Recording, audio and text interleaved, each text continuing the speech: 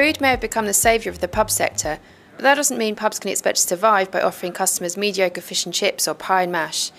Having the right menu can make all the difference to your business, so Restaurant Magazine, in partnership with Lamb Weston, brought together some of the UK's top pub food operators to discuss what they think works and what doesn't. BigHospitality caught up with 3 of those operators to find out their thoughts.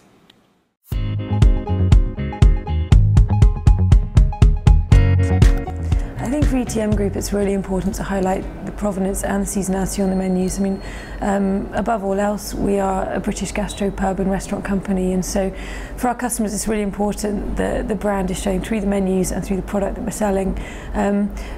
Gone are the days when you would list absolutely every single name of the farmer, the supplier, the county that it's from, but we try and highlight a few key relationships and really show the quality of the product from certain regions. So we have relationships with a farmer in the Lake District, with say Denham Estate in Suffolk, and Yorkshire Game as well. So we'll always make sure that those key suppliers are named, and so the customers know that the quality is assured on the plate. But we don't actually necessarily use local produce, because obviously being based in London there isn't quite so much availability. We'll do our best, but generally for us what's most important is that it's British and seasonal and changing regularly.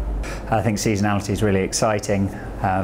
It's a natural way to write menus, and people get, great thing about pub is that people, it's a public house in their town. They want to come back and back and back. So to keep it interesting for them, you want to keep moving the menu. So even without the seasons, you'd want to keep moving the menu. The seasons give these natural, beautiful natural break points in the year, and brilliant for marketing. Brilliant. It's a great time to go and speak to people, whether you're going into winter when you can get those real rib stickers onto the menu that warm you through, and then coming out of winter again into spring when spring veg arrives and asparagus season and all those great things that you can shout about, and people are increasingly interested in where their food comes from.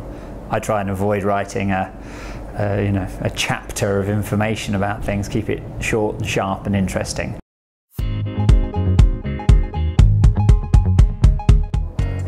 I think the key thing with menus is making it easy for the customers to navigate. I think sometimes if you're too flexible, so you start saying you can have this as a nibble or a starter or a sharer or a main, you actually get people a bit confused. And at the end of the day, you go out for a meal to actually enjoy it, not to kind of be paralysed by not understanding what to do and how to order. So it's really about navigating to customers. This is the easy way to work through the menu. There's choices there, but actually giving them some clues and making it easy for them. ETM's menu format generally follows quite a conservative traditional style, so we do stick with the starters, the mains and the desserts pattern, but we have explored the options of various sizes for dishes, so there'll be 2 price points for the same dish, so somebody could have it as a starter and a main. We're also running a bit of a trial at the Botanist, so where we've traditionally had a menu with 8 starters, 8 mains and 6 desserts, we've actually looked at incorporating dishes from the bar menu to give the menu a bit more of a relaxed feel and also make the menu a bit more accessible to all types of customer.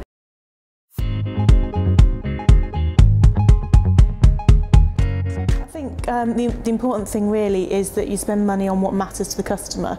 So for example, if it doesn't add to the dish, so sort of kind of overly frou-frou garnishes, you just remove them and actually drive the money into the bit the customer's ordered and they want to eat. So if it's a steak, you put the money into the steak. If it's the fish, you put the money into the fish, rather than spending money on other kind of superfluous things that aren't really required.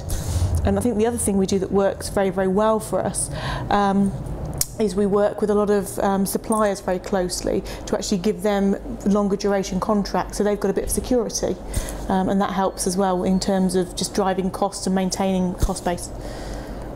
Between the really highly controlled food models of the the big nationals where everything is pre-portioned, pre-packaged down to the gram. Of course, we don't want to be there, but at the same time, we don't want to waste food.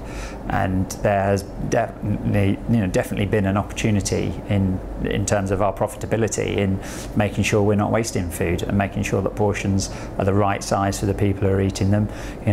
Big chefs serve big portions and small chefs serve small portions, and that's not right for the guests.